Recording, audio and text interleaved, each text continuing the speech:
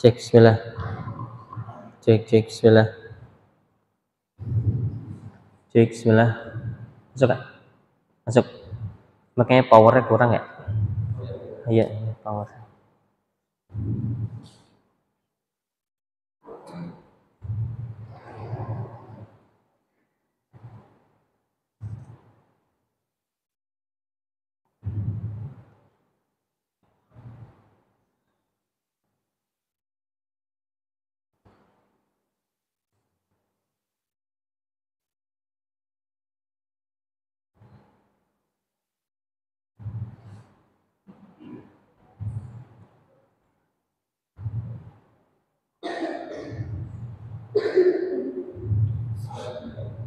Cek bismillah. Ya. Echo-nya dikurangin. Powernya udah besar, bagus. Cuma echo-nya terlalu tinggi. Cek bismillah. Cek bismillah. Cek 1 2 3. Masih cempreng. Cek.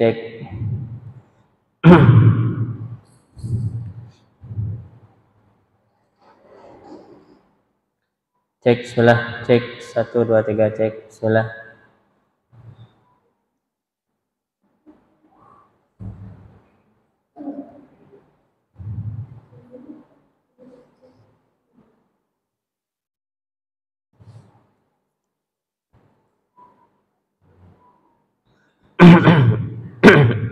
Cek bismillah. Cek bismillah. Ya, bagus. Tes bismillah. Ya. Bismillahirrahmanirrahim. Assalamualaikum warahmatullahi wabarakatuh.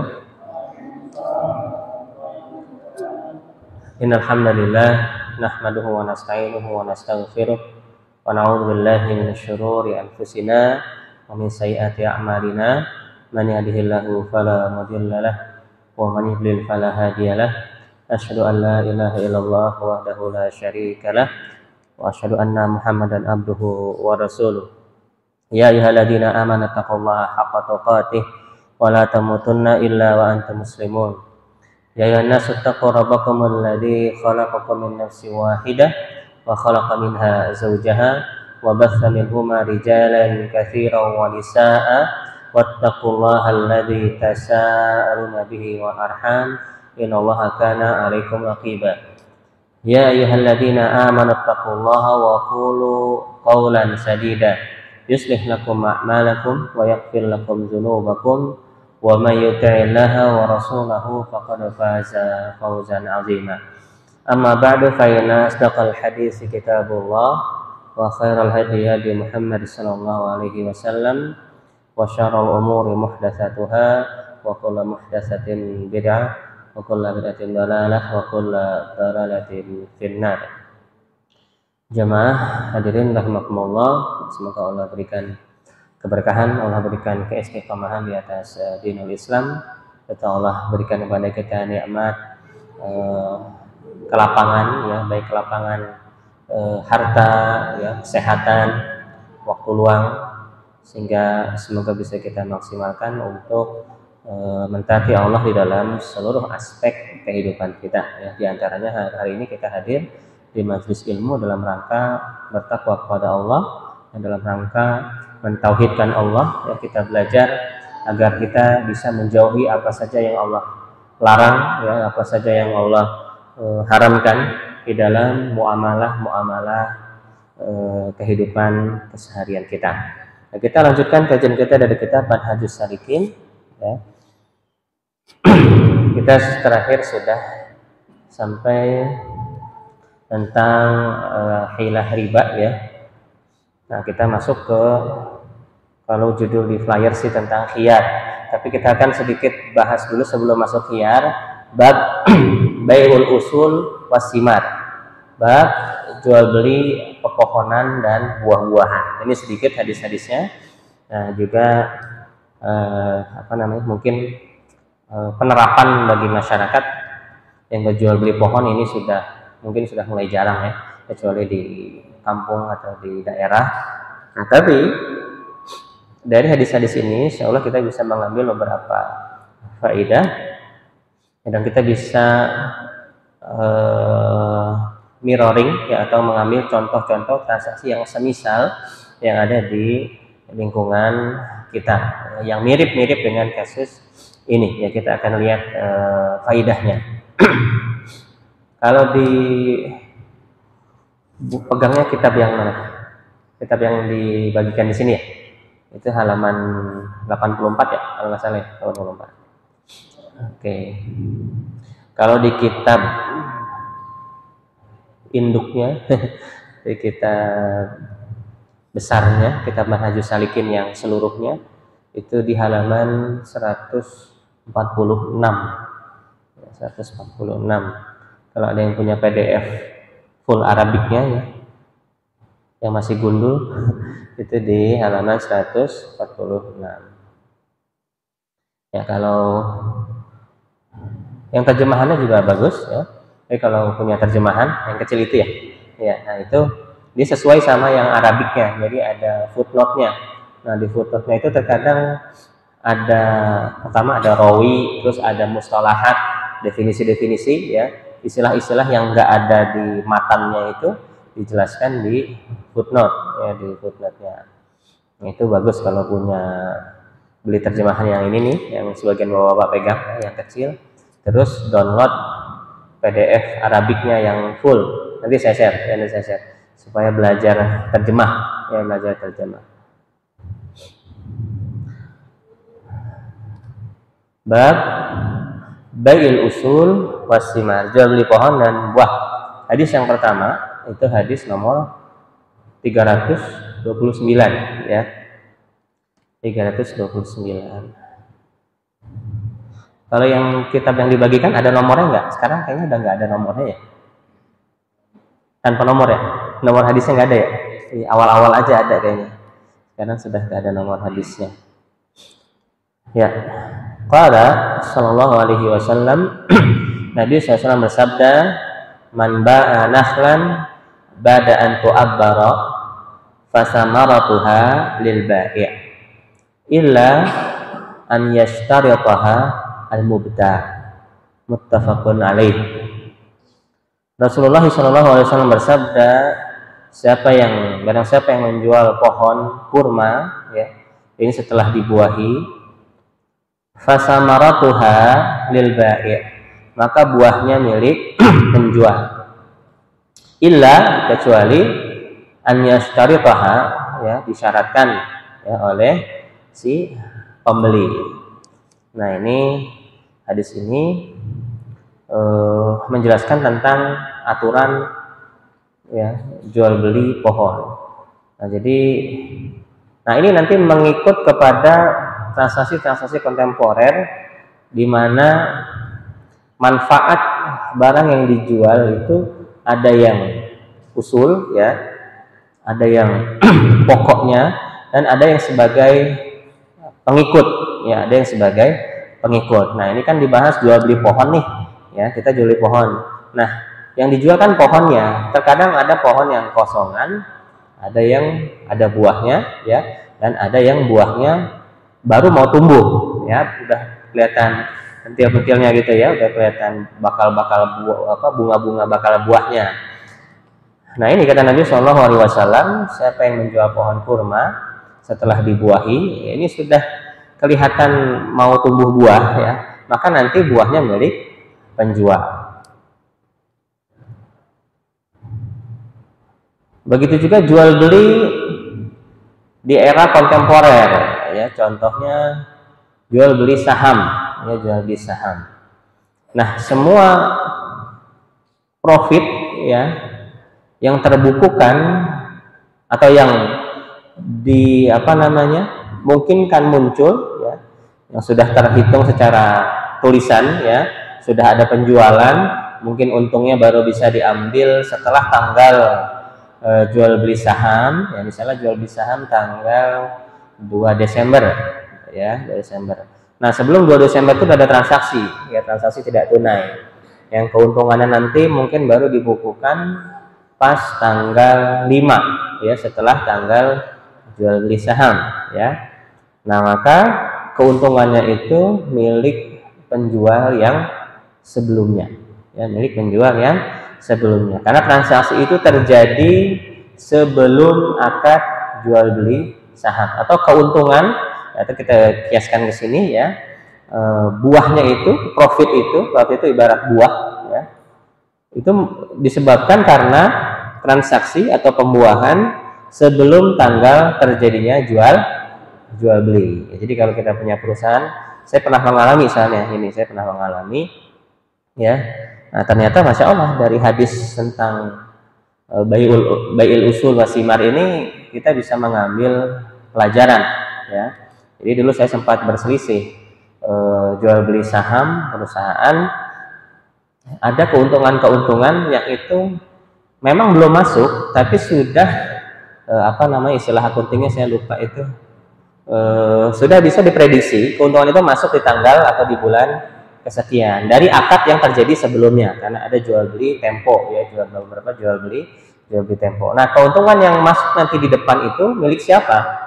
Apakah milik pemilik perusahaan yang baru ataukah milik perusahaan yang lama? Nah, makanya kalau kita kiaskan kepada hadis pohon, yaitu buah ya, sebagai tabi atau manfaat dari pohon yang dijual sebagai usul, maka itu tetap menjadi milik siapa?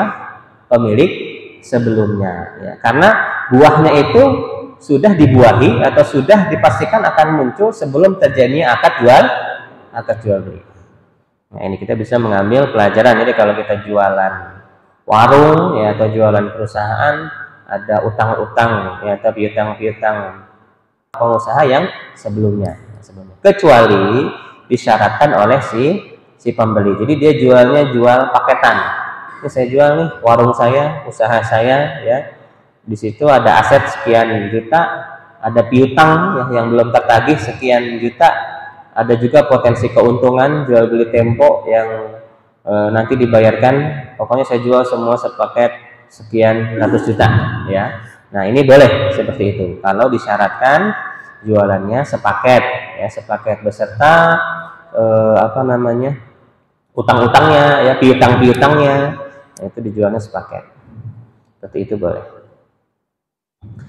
Wa kadzalika sairul asjar idza kana samaruhu badiyan. Demikian juga hukum seluruh pohon yang dijual. Jika buahnya sudah tampak, maka milik penjual atau milik pemilik pohon yang sebelumnya. Jadi di hadis yang pertama tadi kan berbunyinya apa? Tentang kurma ya, pohon kurma. Nah, di sini dijelaskan oleh penulis ya, bahwasanya wa kadzalika sairul asjar, demikian juga berlaku hukum ini untuk pohon-pohon yang lain ya, pohon-pohon yang lain.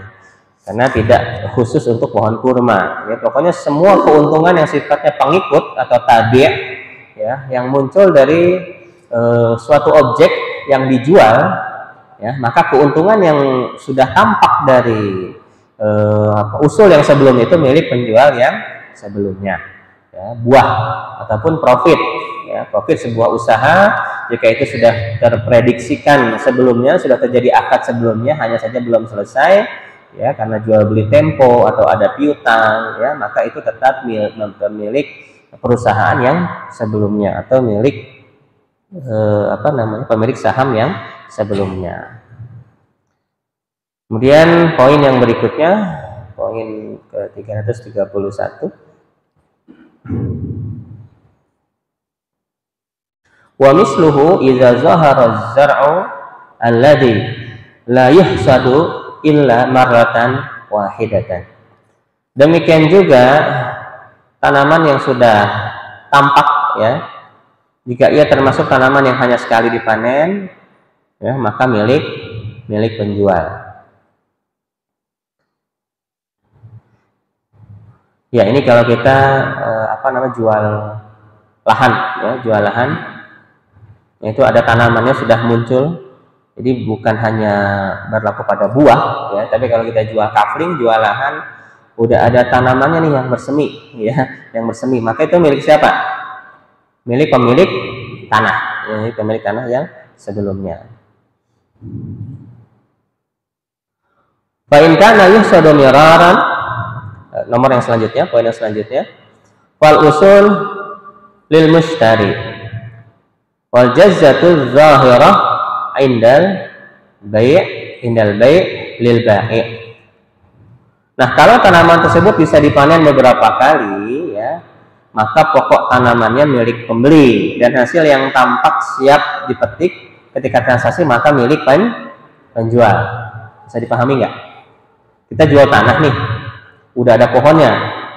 Pohonnya ini pohon yang bisa berbuah berkali-kali ya. Kalau pohon yang bisa dipanen sekali apa contohnya? Beras ya? Padi ya? Padi sekali kan?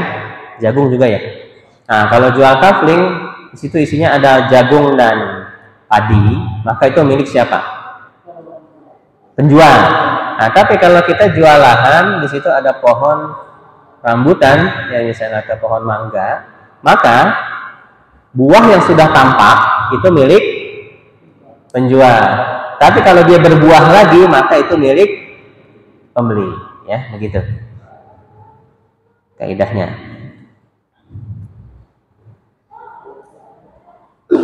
Kemudian nomor poin ke 333, hadis Nabi Shallallahu Alaihi Wasallam, wa naha Rasulullah Shallallahu Alaihi Wasallam an bai'is simar hatta yabdu salatuha.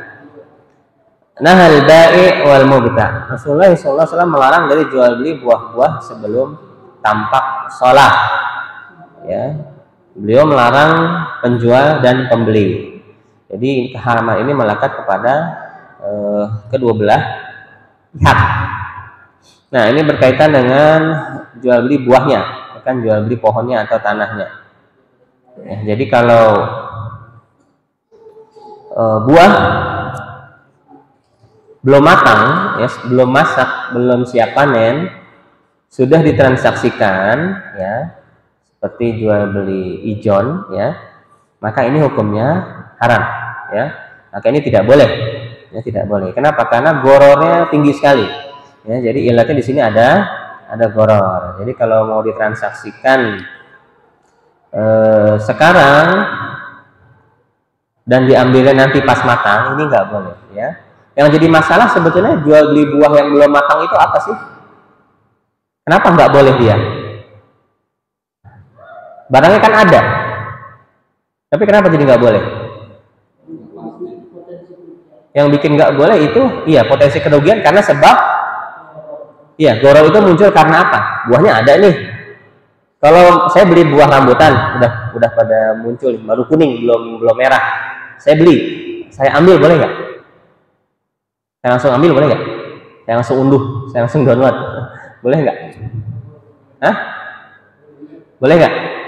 Boleh. Iya. Kenapa? Kenapa boleh? Karena yang disebut goror itu karena ilatnya apa? Sebab dia jadi goror apa? Ngambilnya nanti. Iya. Itu yang menyebabkan goror. Kalau ngambilnya sekarang boleh nggak? Boleh. Karena nggak ada goror, ada, bos, silakan. Kalau mau ngambil mentah ya silakan. Tinggal dikarbit atau tinggal diapakan, ya, disekep, ya, disimpan biar matang. Jadi bukan yang dilarang itu bukan jual beli buah yang belum matangnya, ya. Jadi yang dilarang dalam hadis bai'u siman qabla budu'i salahiha itu bukan larangan jual beli buah yang masih mentahnya, bukan. Yang dilarang adalah transaksi akadnya sekarang, ngambilnya nanti, ya, karena belum jelas. Sama seperti di transaksi era kontemporer sekarang jual beli saham, ada yang namanya transaksi futures, ya, futures. Jual beli sahamnya sekarang, settlementnya sekarang, ya. Settlement itu ini pemindahan kepemilikan. Kalau di masyarakat apa ya? Balik nama kali ya. Ya, balik nama sertifikat. Nah, itu saham itu ada balik namanya. Ada balik nama sertifikat sahamnya. Kan kalau kita beli saham di bursa, itu ada sertifikat tuh, ya, ada sertifikat yang ditaruh di namanya KSEI, Custodian Central Efek Indonesia. Itu lembaga negara di bawah bursa. Yang ada di Jakarta, ya, KSEI. Nah, itu ditaruh di sana. Nah, itu settlementnya sudah dilakukan, ya, tapi penyerahan sahamnya, ya, itu nanti. Nah, ini nggak boleh karena nanti sahamnya masih bisa naik dan turun, bisa nanti nilainya jadi anjlok atau bisa jadi mahal sekali.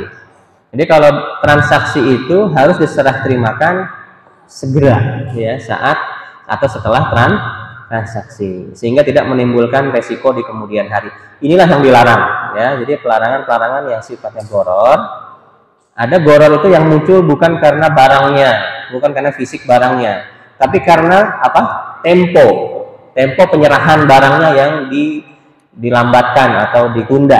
Nah, itu yang menyebabkan barang menjadi goror. Karena barang kemungkinan berubah, ya, karena zuruf, ya, karena sikon, karena kondisi penyakit dan lain hal sebagainya.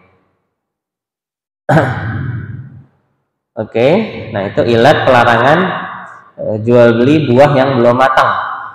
Bukan buah yang belum matang nggak boleh dibeli, tapi kalau langsung dipetik sih boleh, ya. Tapi kalau diambilnya nanti, nah ini yang tidak boleh karena berpotensi goror, karena keterlambatan serah terima. Kemudian poin yang berikutnya 334, wasu'ila an salahiha faqala, dan beliau sallallahu alaihi wasallam ditanya tentang makna salah, ya, salah, ya.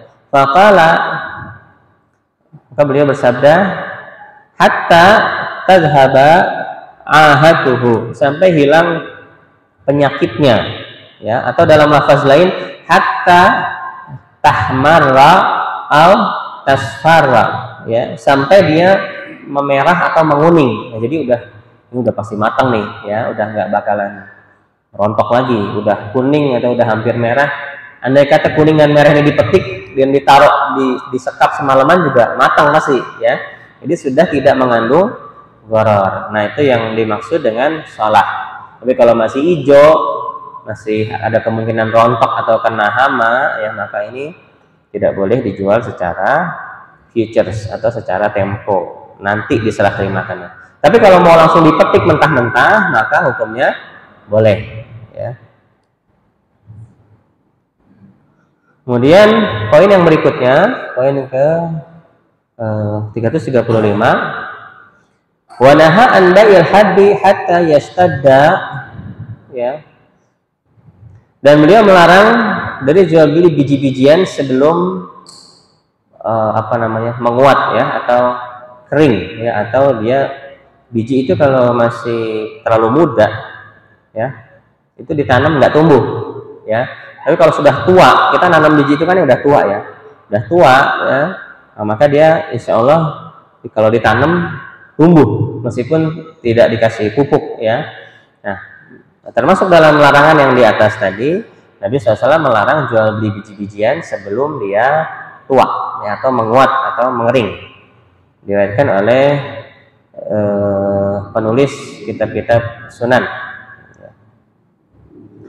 Kemudian poin yang berikutnya, poin ke-336, wa qala law bi'ta min akhika samaran fa asabathu jaihah ya, fala yahillu laka an ta'khudha minhu syai'an bima ta'khudhu mala akhika bighairi haqqin ya, rawahu Muslim. Dan beliau bersabda, kalau engkau menjual buah kepada saudaramu ya, dan buah itu terkena hama atau terkena penyakit, maka tidak halal bagimu untuk mengambil darinya sepeser pun. Dengan alasan apa engkau ya mengambil harta saudaramu tanpa cara yang dibenarkan. Nah, ini faedahnya haram bagi kita menjual barang yang jelek. Ya, kita udah tahu buah-buahan itu kena hama. Mungkin belum tampak bagi si pembeli, tapi kita udah lihat ada putih-putih ya, misalnya ada putih-putih di kulit rambutannya, ada putih-putih di pangkal buahnya ya, di tangkainya. Nah, kita jual tuh ya. Dan ternyata, atau kita buat yang rawan itu jambu biji. Jambu biji itu kalau udah bolong dikit aja itu pasti ada uletnya ya kan, ada uletnya. Nah, kalau kita jual barang yang seperti itu dan kita tahu, maka ini hukumnya haram.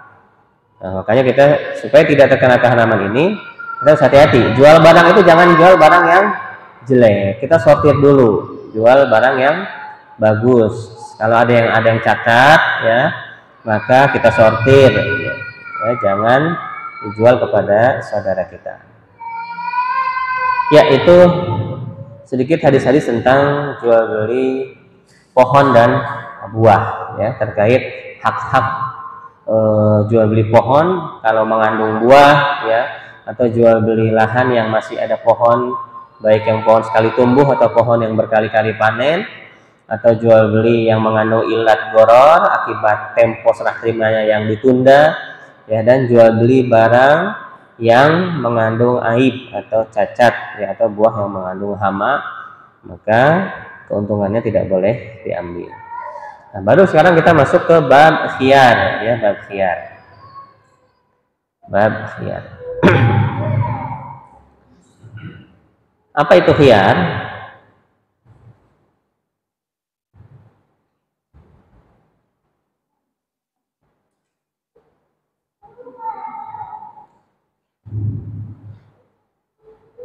Bab khiyar halaman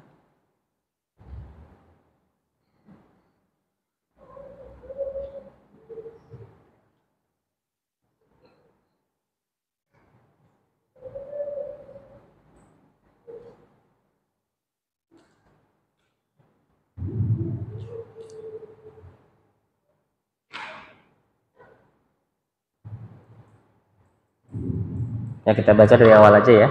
Dari poin ke 337 ya, ini sudah masuk babul khiyar wa ghairihi. Wa idza waqa'a al-'aqdu sara laziman illa bisababin minal asbab asy-syar'iyyah. Nah, jika jual beli telah terjadi, akad sudah terjadi, kontrak sudah ditandatangani, ya, shara laziman, maka telah lazim, ya, atau telah mengikat. Apa artinya lazim itu? Tidak bisa dibatalkan, ya. Barang yang sudah dibeli tidak boleh dikembalikan. Berarti benar nggak kayak gitu? Betul, ya. Ya, tulisan-tulisan seperti itu boleh.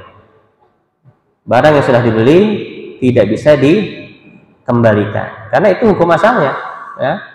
Akad adalah sebuah perikatan, ya. Transaksi itu sebuah perikatan, ya, sebuah perikatan.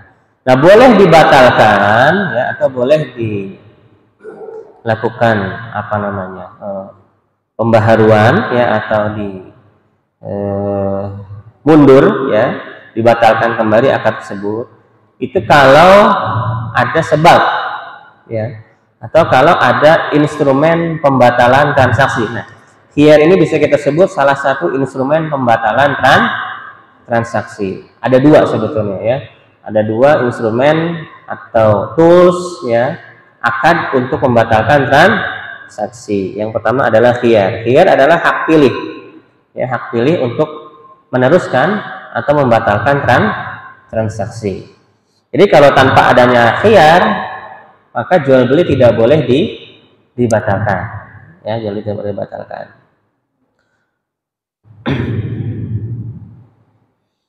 Cuma khiyar ini nggak banyak, ya, khiyar ini hanya ada beberapa.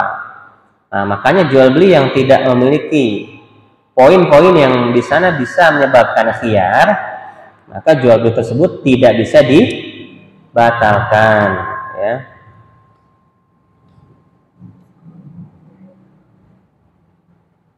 Contoh, apa contohnya? Zaman sekarang. Ini bolehnya berarti menghanguskan apa namanya? Jual beli, harga jual beli, ya. Termasuk dalam jual beli jasa. Termasuk dalam jual beli jasa. Seperti apa misalnya yang paling sering?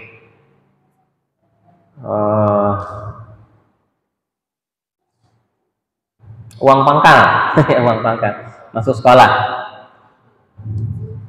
Kita udah bayar sewa 3 tahun, ya, fasilitas sekolah misalnya, atau 1 tahun pertama.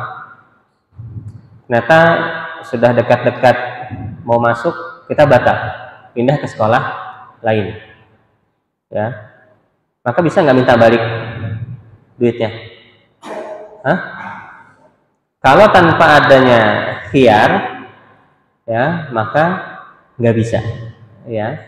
Tanpa adanya khiyar, tanpa adanya pasal khiyar, maka tidak bisa. Atau tanpa adanya yang kedua, iqalah namanya. Iqalah nanti ada di belakang bab khiyar, ya. Iqalah itu adalah kerelaan si penjual untuk mengembalikan akad, ya, untuk membatalkan transaksi, ya, itu kerelaan. Nah, sekarang khiyar itu apa saja? Di dalam hadis, faminha khiyarul majlis. Yang pertama adalah khiyar majlis, khiyar karena location, ya, atau tempat transaksi. Qala Nabi sallallahu alaihi wasallam, Nabi sallallahu bersabda, "Idza tabaya'a ar-rajulan fakul wahidin minhuma bil khiyar ma lam yatafarraqa wa kana jami'an aw yukhayyiru ahaduhuma al-akhar fa in khayyara ahaduhuma al-akhar fatabaya'a wa lam yatruk wahidun minhuma al-bai' faqad wajaba al-bai'." Muttafaqun alaih, ya. Nah, di antara khiyar itu yang pertama adalah khiyar majlis. Nabi SAW bersabda, jika 2 orang berjual beli, ya, maka masing-masing dari keduanya memiliki khiyar selama keduanya belum berpisah, ya. Nah, jadi yang punya khiyar itu siapa? Si penjual atau si pembeli? Atau dua-duanya? Ya, jadi kebanyakan kan pembeli, ya. Pak saya nggak jadi beli. Kadang juga ada penjual, aduh Pak maaf saya nggak jadi jual, ternyata saya juga perlu barang ini, saya lupa ini stoknya habis, saya juga masih butuh. Nah ini boleh ya, jadi masih dalam majelis. Kemudian atau ya salah satu dari keduanya mensyaratkan tidak ada khiyar ya bagi yang lainnya. Jika salah satu dari keduanya mensyaratkan tidak ada khiyar bagi yang lainnya, kemudian keduanya berjual beli ya, dan walaupun keduanya belum meninggalkan tempat jual beli, maka telah wajib ya, telah lazim jual beli tersebut ya. Nah jadi di sini Syekh membahas tentang khiyar majlis.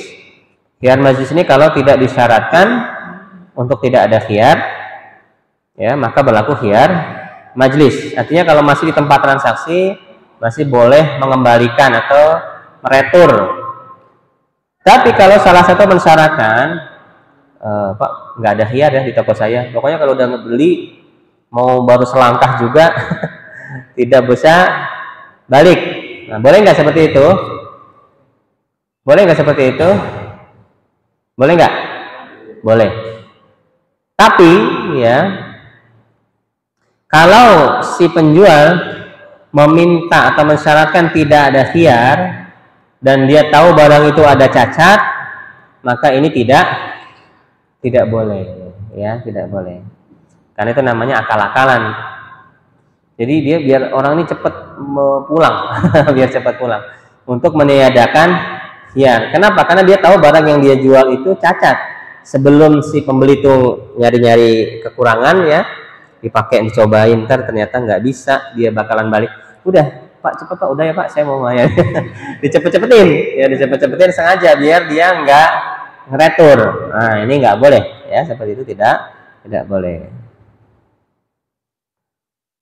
Jadi pembolehan mensyaratkan menghilangkan khiyar kalau barangnya normal-normal saja.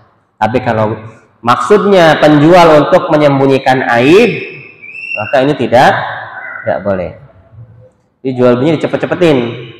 Dia tahu nih ada khiyar majlis, jadi ngelayaninya cepet. Baik Pak ya, ini saya ada penjual lain sibuk, cepat biar cepat pulang. Ya. Atau dia pura-pura ada kesibukan langsung masuk, biar si pembeli cepat pulang sehingga tidak ada khiyar. Nah kayak ini nggak boleh kalau dia tahu di barang tersebut ada cacat.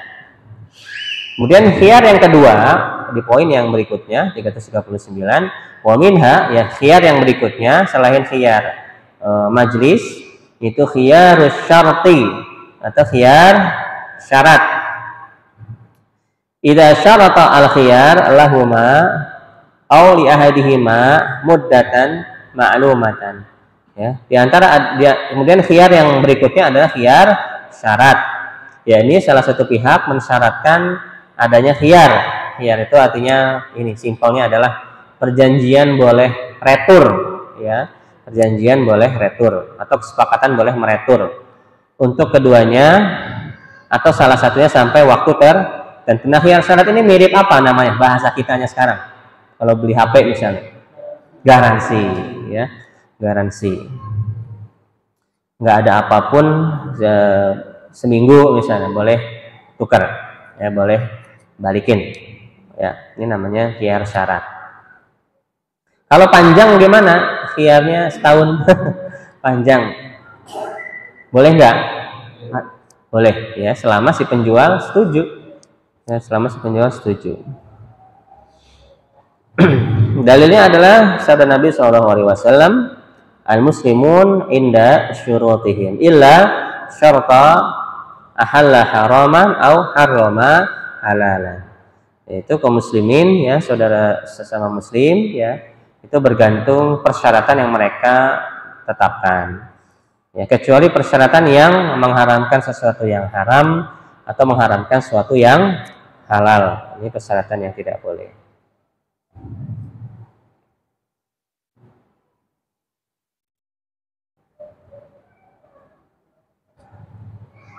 Kemudian khiyar yang ke berapa? 3 ya. Ya, jadi memang para ulama yang mengelompokkan khiyar ini ada berbeda-beda ya. Ada yang cuma 3, ada yang 4, ya, bahkan ada yang 5. Ada yang 5. Nah, kita di sini sudah 2. Nah, sekarang yang ketiga ya. 3 poin ke 340. Wa minha idza ghubina ghabnan yakhruju 'anil 'adah imma binajsin aw talaqqi al-jalab aw ghairihima. Nah, ini namanya khiyar apa? Khiyar goben. Ya, khiyar goben. Ya, khiyar goben. Nah, kan ini dikhususkan khiyar goben. Ya, sebetulnya ada para ulama lain tidak ada khiyar goben, yang ada khiyar aib saja, aib. Tapi ada yang juga memisahkan khiyar goben seperti di kitab ini. Di kitab Manhaj Salikin ini ada dipisahkan khusus khiyar goben. Karena apa? Karena bukan berkaitan dengan barangnya ini, ya. Ini sama-sama nipu. Tapi yang nipunya bukan karena barangnya yang barangnya jelek dibilang bagus, bukan, ya. Apa sebabnya? Ya, ini si penjual dirugikan karena sebab yang pertama najis.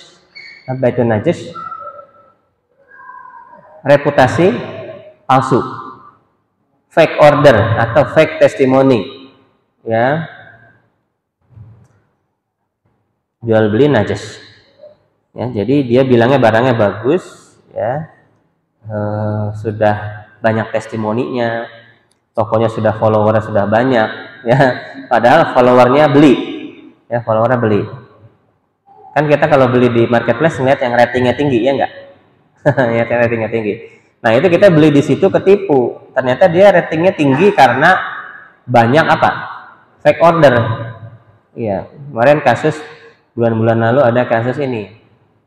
Fake order di kasus ini.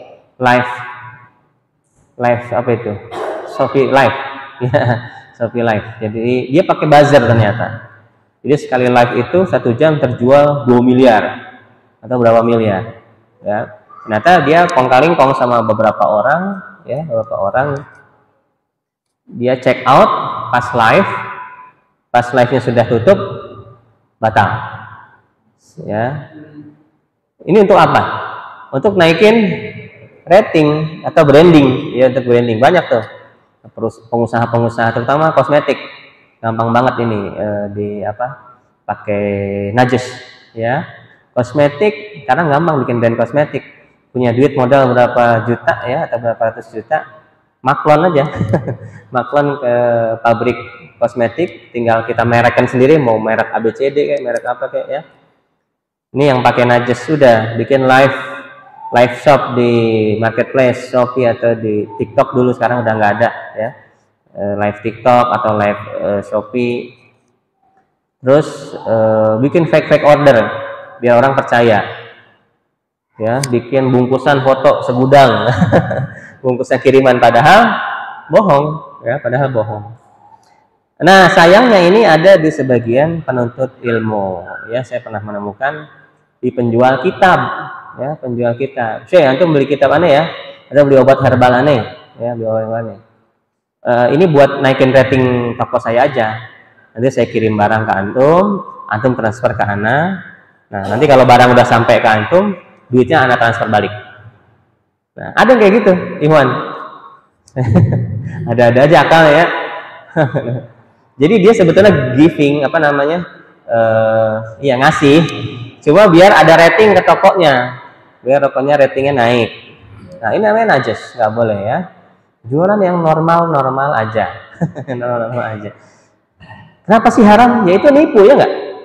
Bohong. Nipu kok halal, ya. Itu nipu reputasi. Itu bayun najis namanya. Atau yang kedua, kenapa ada namanya khiyar goben? Itu kita boleh retur karena kita merasa ketipu. Nah, itu namanya khiyar goben. Maksud dari khiyar goben adalah kita boleh retur karena kita merasa ketipu. Baik ketipu harga ataupun ketipu reputasi. Katanya ini toko bagus, katanya ini toko star seller, katanya ini official, ya. Tapi ternyata bukan. Nah, itu namanya najis. Yang kedua, tertipu harga. Yang pertama tertipu reputasi karena najis. Yang kedua, talaki al-jalab. Apa itu talaki al-jalab? Ini talaqi al-jalab itu orang-orang pedalaman atau dari kampung atau produsen, dia mau jualan ke kota zaman dulu itu ya. Di jalan dicegat.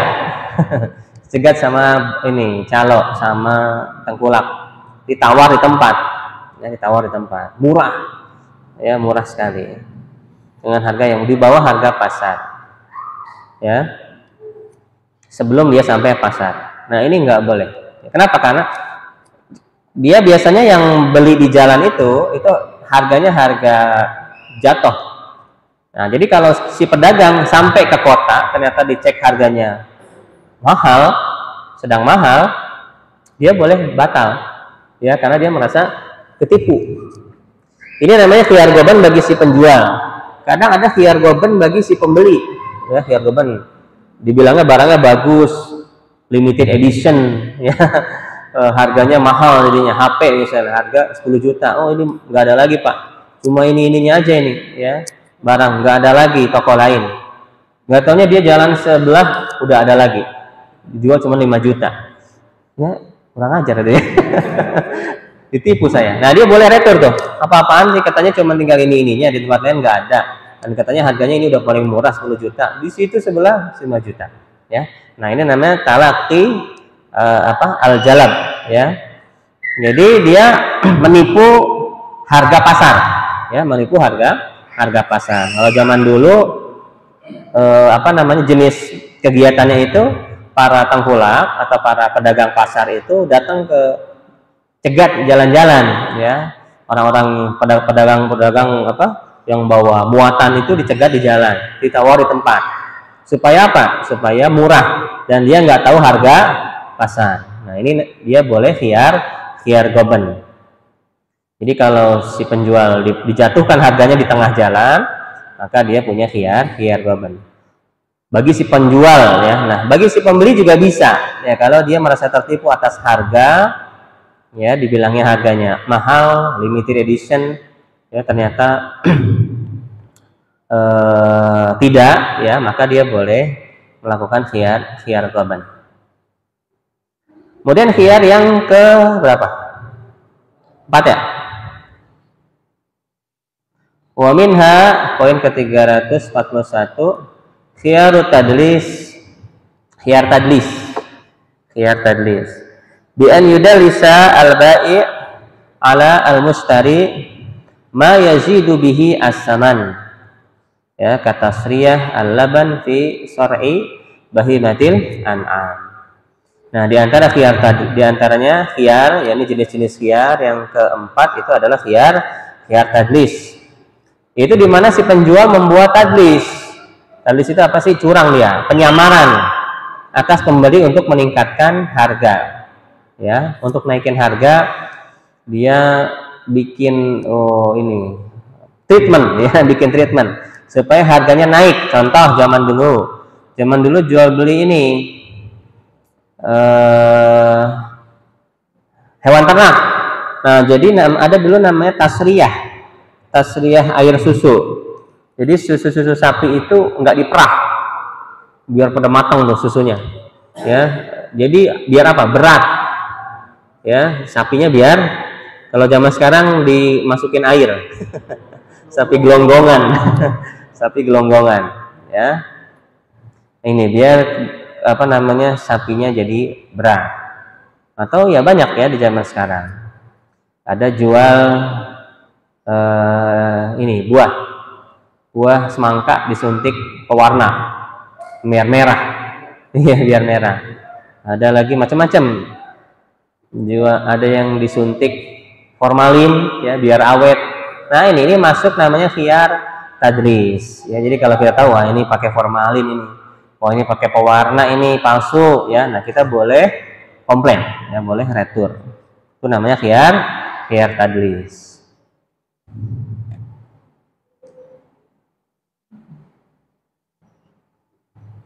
Sama dijual beli kendaraan pun gitu kadang. Ya, kita beli mobil ada tuh di kota-kota tertentu, di IG, ya, di TikTok. Murah banget, ya, murah. Mobil Kijang murah banget, cuman 20 juta, 25 juta. Tapi ternyata isinya copotan semua. Iya, campur-campur, campur-campur. Rongsok, ya, rongsok dijual. Ya, seperti itu tidak boleh ya. Kemudian ini yang menguatkan tentang larangan adanya khiyar tadlis ya. Nabi SAW bersabda, la tasarru al-ibil wal ghanam. Faman ibta'a ba'd fa huwa bi khair an-nadharain ya. Ba'da an yahlubaha in syaa'a amsakaha wa in syaa'a raddaha wa sa'an min tamrin. Muttafaqun alaih. Wa fi lafzin fa huwa bil khiyar salasa ayyam. Janganlah kalian melakukan tasriyah pada onta dan domba, yaitu apa tadi tasriyah? Membiarkan susunya tidak diperas, tidak diperah sehingga gemuk-gemuk ya dan menambah bobot. Nah, barang siapa yang dan kelihatan subur ya. Barang siapa yang membelinya setelah tasriyah, ya kita beli dan ini kita tahu nih kayaknya susunya sengaja dibiarin nih.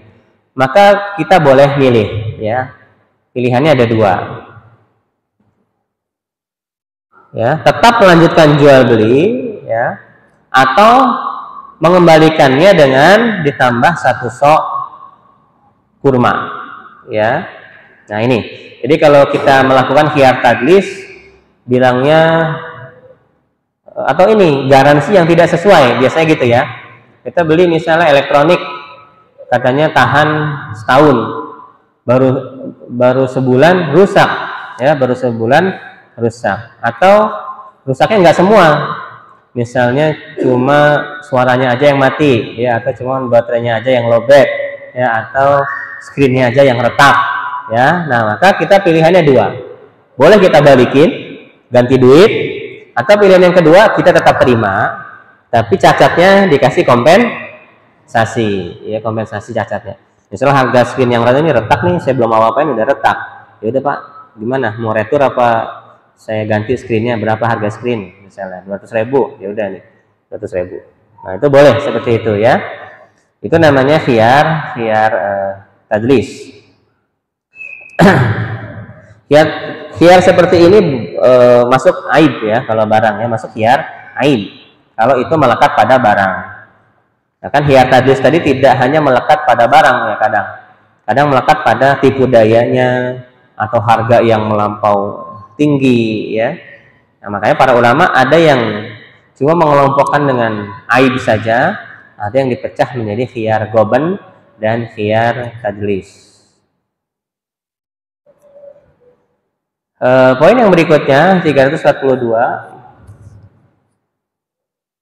wa idza syara ma'iban lam ya'lam aibahu falahul khiyar baina raddihi wa imsakihi fa in ta'azzara radduhu ta'ayyana arshuhu. Arsh, nah ini ada istilah arsh, bukan arsh ya, tapi pakai alif ra shin ya, sya, arsh. Nah, kalau kita beli barang yang ada cacatnya, ini memperjelas transaksi yang tadi ya. Kita beli barang yang cacat.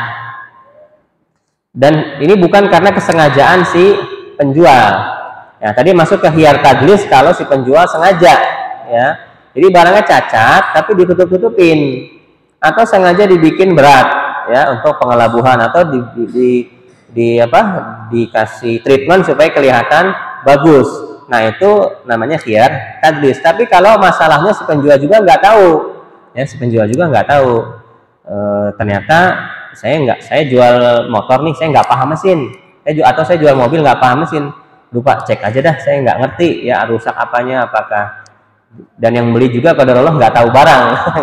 Ya udah Pak, kita sama-sama percaya ya. Nanti kalau ada apa-apa saya lapor ya, siap.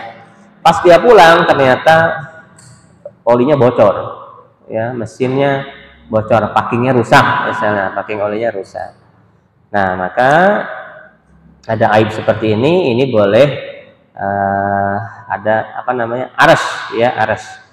Nah, maka kalau cacat tersebut tidak diketahui oleh si penjual, maka ini ada khiyar aib ya, khiyar aib. Itu mengembalikan. Ini berarti khiyar yang keberapa ini? 5 ya. Khiyar yang kelima. Khiyar yang kelima, khiyar aib. Ya, jadi khiyar aib di sini cenderung si penjual tidak mengetahui ya adanya aib. Nah, ada para ulama yang mengelompokkannya cukup iyar aib doang. Mau si penjual tahu, mau si penjual nggak tahu, ya pokoknya aib. Ya, mau nipu atau cacat barangnya pokoknya aib. Tapi di sini dipecah. Ada khiyar goben, ya, ada khiyar tadlis yang berkaitan dengan tipu daya si penjualnya. Ada khiyar aib. Nah, khiyar aib ini khusus garansi kalau si penjual memang nggak tahu, ya, atau cacat pabrik, ya, cacat pabrik yang tidak terdeteksi. Maka dia tetap boleh melakukan retur meskipun tidak disengaja kerusakan tersebut. Ya, ini namanya khiyar aib. Dan ini lebih bagus, ya. Pengelompokan khiyar sampai 5 ini lebih bagus, ya, lebih spesifik karena kasus-kasusnya ada terkadang terjadi di lapangan itu spesifik, ya. Khiyarnya karena apa? Nah, jadi kalau karena aib, karena cacat pabrik, maka pilihannya tadi ada berapa? 3, ya, ada 3, 2 atau 3. Sebetulnya sama aja nih, 2 atau 3. Yang pertama dia boleh retur full, ya, diganti cash, pengembalian full, atau diganti baru, ya. Boleh minta uang atau diganti baru yang bagus, yang tanpa adanya cacat. Yang kedua, ya udah dia terima redo. Kalau dia redo boleh nggak? Boleh saja. Ya udahlah Pak, ribet saya komplainnya. Kayak di marketplace sekarang, kalau mau komplain harus ngerekam video unboxing. Tipe-tipe kayak saya itu males tuh. Udahlah, pasrah aja kalau rusak. Males ngerekam-rekamin videoan, buka aja udah. Bongkar aja udah langsung. Barang nyampe bongkar, mau dipakai misalnya. Males tuh pakai video-videoan. Ya nggak tahu kalau barangnya mahal, ya. Kalau barangnya mahal mungkin kita bela-belain ngerekam tuh. Beli iPhone atau beli MacBook yang 20 juta. Mungkin dibela-belain nih kita rekam. Tapi kalau barang-barang murah sih kita bongkar aja, rusak-rusak biarin dikit. Nah itu, ya. Jadi kalau kita ridho maka boleh, meskipun ada cacat, tidak melakukan retur. Atau yang ketiga, kita jika tidak memungkinkan untuk mengembalikan barangnya, maka harus ada ars, ya, ars. Apa itu ars? Kompensasi, ya, kompensasi. Baik kompensasi diganti spare part barang yang baru, atau kompensasi ditambahkan dikasih cashback, ya, dikasih cashback. Itu harus ada kompensasi. Kalau kita jualan barang cacat atau kurang sempurna, adabnya adalah dikasih kompensasi.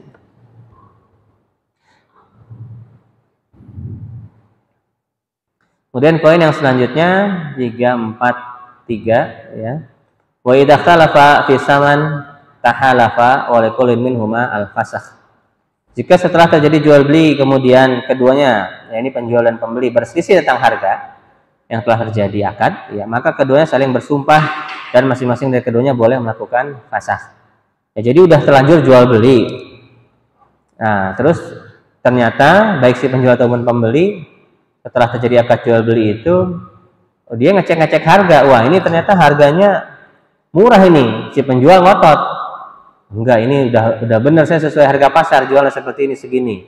Ya, nah ini berselisih dia. Adanya perselisihan tentang harga. Bahwa saya nggak bohong, ini emang harganya segini gitu, ya. Maka keduanya boleh bersumpah. Ya, boleh bersumpah demi Allah. Tapi kalau harusnya, ya, sumpah itu kalau diperlukan. Cuma kadang pedagang kita nggak disuruh sumpah, udah sumpah. Iya, udah ngobrol sumpah. Ini nggak boleh, ya. Kita sebagai pedagang muslim jangan ngobrol sumpah. Wallahi ini, demi Allah ini saya nggak bohong. Ini barang bagus. Iya, biar laris. Nah, ini nggak boleh, ya. Nggak boleh banyak ada larangan khusus banyak bersumpah. Ya, banyak bersumpah. Apalagi untuk bersumpah melariskan barang dagangan. Ya. Nah, tapi kalau memang dibutuhkan seperti ini adanya perselisihan, maka keduanya boleh bersumpah dan keduanya boleh membatalkan transaksi.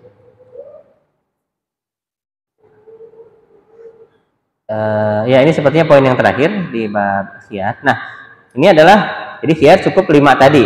Apa tadi? Khiyar majlis. Yang kedua khiyar syarat. Yang ketiga khiyar goben. Yang keempat khiyar tadlis. Yang kelima khiyar aib. Ya.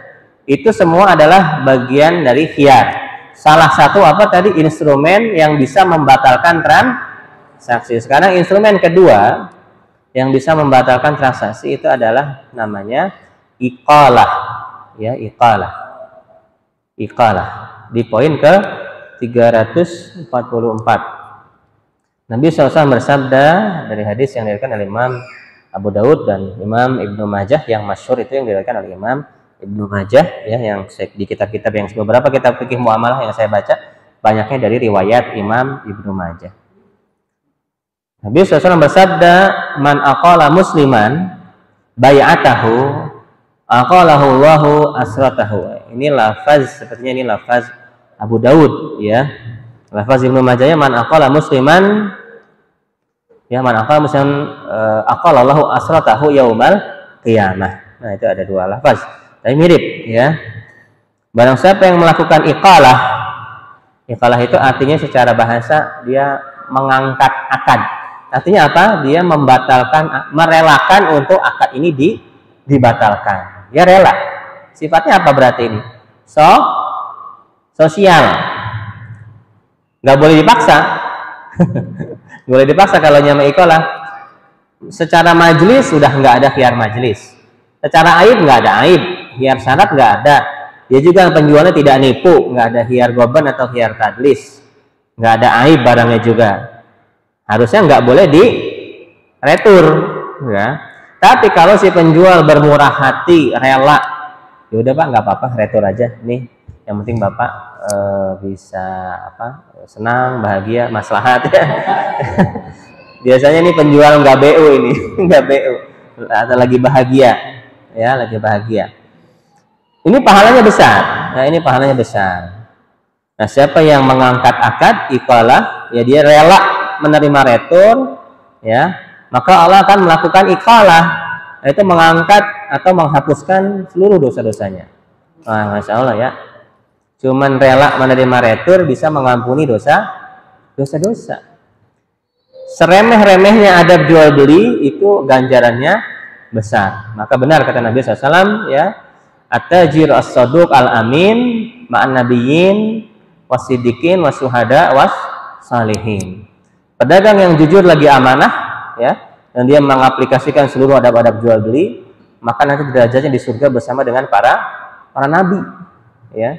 Jangan berkecil hati para pedagang, ya, karena kita bisa mendulang pahala dari melakukan adab-adab jual beli. Kita bisa bahkan mendapatkan pahala apa? Para nabi dan pahala orang-orang syahid, ya, kalau kita jadi pedagang yang jujur, lagi amanah. Ya, dan pahalanya orang-orang siddiq, ya, siddiqin, dan orang-orang soleh. Jadi semua ada bagiannya masing-masing. Ya, jadi jangan iri sama profesi orang. Ada yang, waduh, saya nggak bisa jadi ustadz, saya nggak bisa jadi pengajar, saya nggak bisa jadi orang yang banyak bersedekah. Nah, kita posisinya apa? Pedagang. Ya udah, jadi aja pedagang yang amanah, pedagang yang jujur, pedagang yang mengaplikasikan adab-adab jual beli, ya, dengan cara belajar tentu saja, ya, dengan cara belajar. Insya Allah pahalanya besar, ya. Ya, sekedar kita nagih utang dengan cara yang baik bisa menggugurkan dosa. Sekedar kita menerima retur dengan ikhlas, padahal nggak ada apa-apanya, nggak ada cacatnya barang kita terikhlas terima retur, bisa menggugurkan dosa. Menang banyak pedagang ini, ya. Pedagang ini kalau dia mengaplikasikan seluruh adab-adab jual beli, maka derajatnya nanti bisa bersama dengan para nabi dan para syuhada. Masya Allah, ya. Semoga kita dimasukkan semuanya ke dalam surganya Allah Subhanahu wa ta'ala, dari manapun jalan yang kita tempuh, ya, dari manapun jalan hidup yang kita jalani. Insya Allah pintu-pintu masuk surga itu banyak, ya. Jangan berkecil hati. Kadang ada orang yang berkecil hati karena dengar hadis tidak bisa masuk surga tanpa hisab orang yang minta diruqyah, ya, sehingga dia nggak kesurupan pun, kena sihir pun, memuntah darah, nggak mau diruqyah, ya, karena mendengar hadis tersebut. Padahal pintu masuk surga banyak, ya. Cuma gara-gara dengar hadis itu dia nggak mau diruqyah, padahal udah muntah darah, ya, udah kesurupan, ya, nggak apa-apa minta ruqyah, nggak apa-apa minta ruqyah, boleh, ya, minta ruqyah boleh. Nah, itu hanyalah hadis, ya, menurut sebagian para ulama, hadis tentang keutamaan, ya, keutamaan orang yang tidak minta diruqyah. Dia berkesempatan masuk surga tanpa hisab. Bukan berarti orang yang minta ruqyah tidak bisa masuk surga, bukan. Ya cuma ada nilai plus saja, ya nilai plus saja. Pintu masuk surga yang lain banyak, dan pintu masuk surga tanpa hisab yang lain banyak. Bisa apa contohnya? Bisa jihad, ya, bisa jihad, berangkat sana ke Palestina mumpung lagi musim perang, ya, mumpung lagi musim. Kalau diizinkan oleh pemerintah, insya Allah. Siapa yang siap? Kalau pemerintah presiden bilang berangkat nggak? Berangkat nggak ini? Iya, ya kita harus siap, ya siap. Nah ini sebetulnya PR buat khususnya saya juga pribadi, ya, dan masyarakat semua. Kita siap-siap latih fisik, fisik jangan mager, ya. Saya juga udah mulai berat ini rasanya. Harus gimana mau jihad, ya, lari aja ngos-ngosan. Megang senjata berat, ya, senjata itu berat. Kalau nggak biasa bisa goyang gitu, ya, meletup sendiri. Ya itu tambahan. Baik, saya kira cukup, ya, kajian kita kali ini. Jadi dua bab kita bahas, bab jual beli pohon dan buah, kemudian bab khiyar, jenis-jenis khiyar. Insya Allah bulan yang depan kita akan bahas bab salam atau salaf, jual beli salam, bab salam, dan dengan seluruh hikmahnya di zaman sekarang. Kalau ada yang tanyakan silakan. Mungkin 5 menit atau 10 menit. Ya, saya akan bapak ini dulu. Nah, iya udah nggak apa-apa. Silakan. Nggak apa-apa, yang mana dulu aja. Bapak dulu silakan. Ya.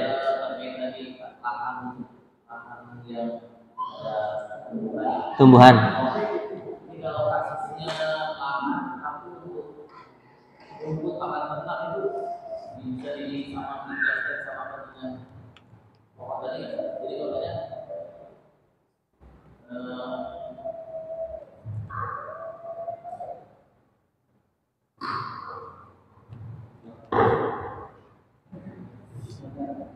Kenapa?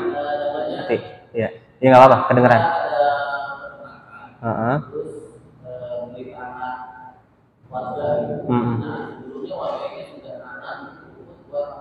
Oh iya.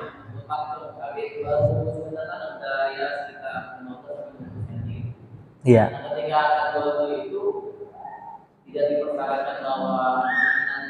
Punya kita. Iya. Diambil. Itu milik pemilik sebelumnya, iya. Kasih kompensasi. Iya, kasih kompensasi. Karena tanaman pakan itu kan sekali tumbuh, ya. Oh, berarti panenan yang pertama, iya. Tadi kaidahnya kalau bisa dipanen berkali-kali, panenan yang pertama punya pemilik sebelumnya. Panenan yang berikutnya baru punya kita. Itu aja. Iya, kompensasi aja. Baik, selanjutnya Bapak. Jadi mengenai jual beli pohon tadi. Memang kan sebelumnya itu misalnya si penjual itu melihatnya memang pohon sekarang Manduran. Misalnya kan dia tuh belinya itu benar-benar matang gitu, dari awal dia beli misalnya pohon kayaknya memang dia panen bagus. Solusinya itu apakah dari awal misalnya penjual itu ngasih DP dulu bahwa pohon itu jangan ke kemana-mana, ya, saya nanti akan beli kayak dulu gitu. Ngasih DP dulu. Dia beli buahnya apa beli pohonnya? Beli buahnya. Dikasih DP dulu, nanti bayar lunasannya nanti kalau sudah benar-benar matang gitu. Kalau sudah itu tidak.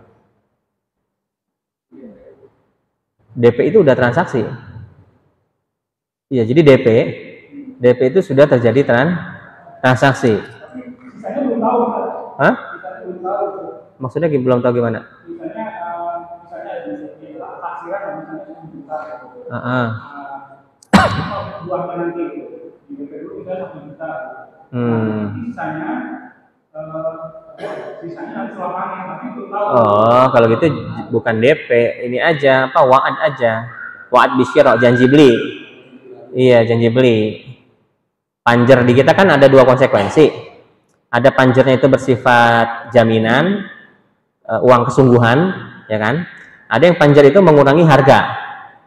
Nah, kalau mengurangi harga masuk ke mana? DP. Nah, kalau DP sudah terjadi transaksi, berarti nggak boleh, kecuali langsung diunduh buahnya. Kalau langsung diunduh berarti boleh. Kalau mau unduhnya nanti, tapi kita tahu dengan skill kita di perbuahan ya, udah expert di perbuahan ini, kayaknya ini bakal matang nih. Nggak mungkin selang segini ini bakal rontok, ini pasti matang, kayak gitu. Maka patokannya tadi kalau di hadis buahnya udah kelihatan kuning atau merah, itu mungkin kalau rambutan ya, kan nggak semua buah itu kuning atau merah, kayak duren. Nah mungkin di ahli perdurenan dia udah bisa ngebaca, ini mah udah nggak bakalan rontok, ya kalau kayak gitu boleh.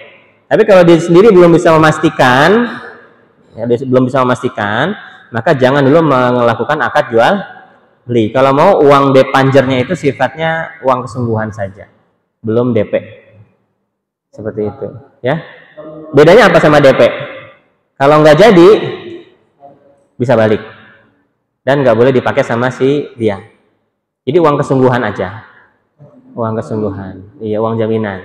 Kalau mau seperti itu. Kalau DP ya, bisa dihanguskan. Dan boleh dia pakai. Boleh si penjual pakai. Hah?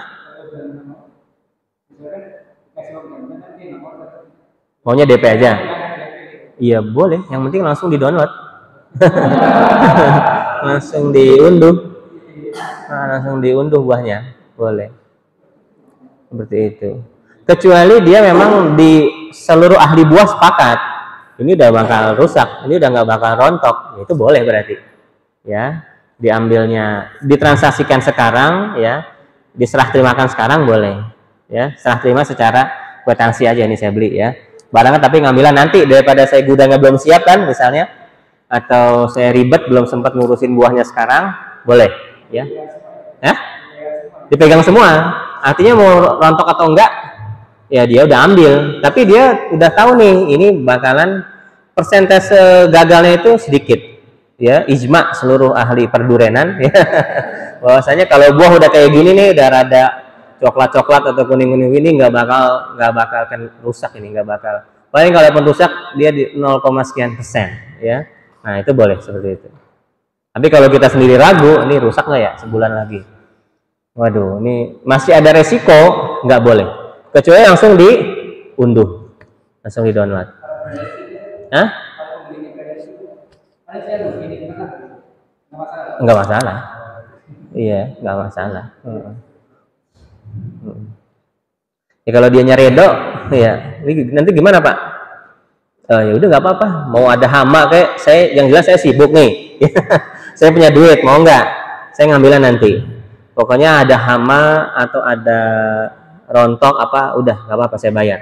Ya udah nggak apa-apa berarti seperti itu, sah-sah saja.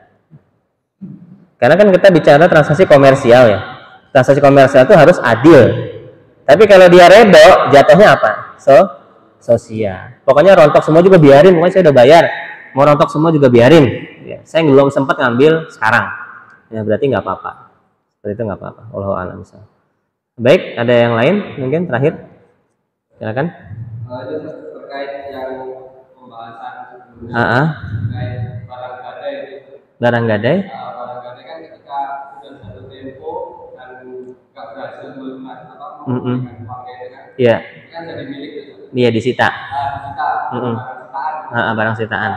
Lalu kita mau jual tuh barang sitaannya. Mungkin kasusnya kayak sekarang itu barang lelang dijual gitu. Iya, cuman bedanya barang lelangnya ada dua ya.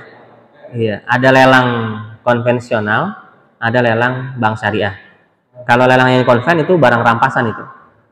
Nggak boleh, nggak boleh, iya zalim, nggak boleh kita beli barang-barang lelang dari tempat lembaga konvensional. Tapi kalau dari bank syariah boleh. Jadi pertanyaannya apa? Ya itu pertanyaan. Udah terjawab. Iya. Saya dulu suka ditawarin. Ada teman yang broker itu, dia barang sitaan ya, barang tarikan leasing namanya. Barang kan itu murah tuh, murah banget. Nah itu nggak boleh ya, karena itu barang rampas. Kadang orang pinter-pinter, leasing punya akal, orang pun punya akal. Ini dia udah tahu nih, waduh saya nggak bisa bayar. Daripada saya ditarik leasing, mendingan saya jual ke penadah. Itu yang disebut dengan mobil sebelah. Iya, mobil tanpa BPKB, tapi bisa itu dibikin nama istilah itu BPKB-nya dikawinin, BPKB kawinan. Pernah dengar nggak? Ada aja orang akal ya, BPKB kawinan. Nah, biasanya backingannya ya ada oknum, wallahu alam ya, oknum aparat. Ya, yang saya temui ada backingan.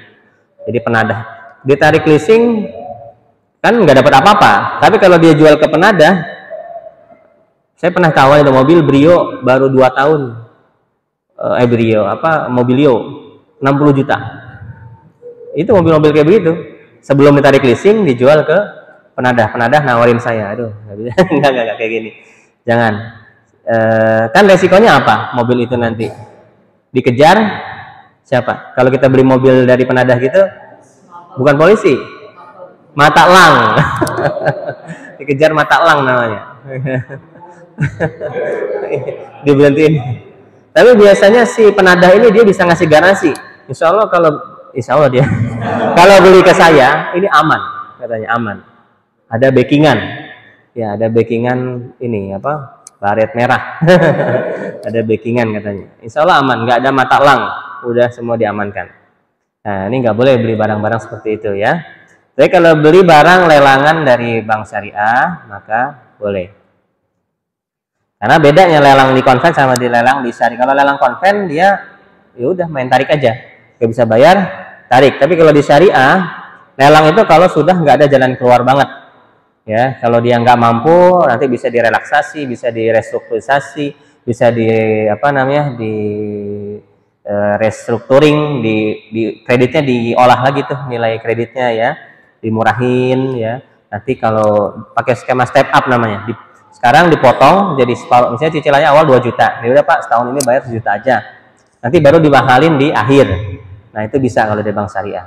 Atau kemarin pas COVID saya kunjungan ke beberapa kepala cabang bank syariah ya, ada yang nasabah itu dikasih relaksasi, jadi ya udah selama COVID Pak nggak usah bayar setahun, nggak bayar cicilan, tahun depan baru bayar mulai cicilan lagi tanpa ada tambahan harga. Nah itu jadi bank syariah nggak seburuk yang diomongin orang. Tidak seburuk, yang penting kitanya kooperatif ya, kooperatif nggak bisa bayar ngomong, datang mampir ke kantornya, Pak saya nggak bisa bayar karena ada keperluan ini, itu ada musibah ini, itu insya Allah semua bisa ada. Nah kalau udah nggak ada solusi banget, udah berkali-kali telat dan nggak bisa bayar sama sekali, baru dilelang ya, dilelang. Itu pun kalau di bank syariah, kalau dilelang, kalau lebih ada lebihan, sisanya masih dibalikin ke kita. Itu kalau di bank syariah. Kalau konven boro-boro nggak bakal dibalikin. Ya seperti itu. Baik, saya kira cukup, sudah mau masuk waktu zuhur, kurang lebih 10 atau 15 menit lagi. Kita persiapan salat zuhur, mudah-mudahan bermanfaat. Billahi taufiq, subhanallahi wa bihamdika, asyhadu an la ilaha illa anta, astaghfiruka wa atubu ilaik. Assalamualaikum warahmatullahi wabarakatuh.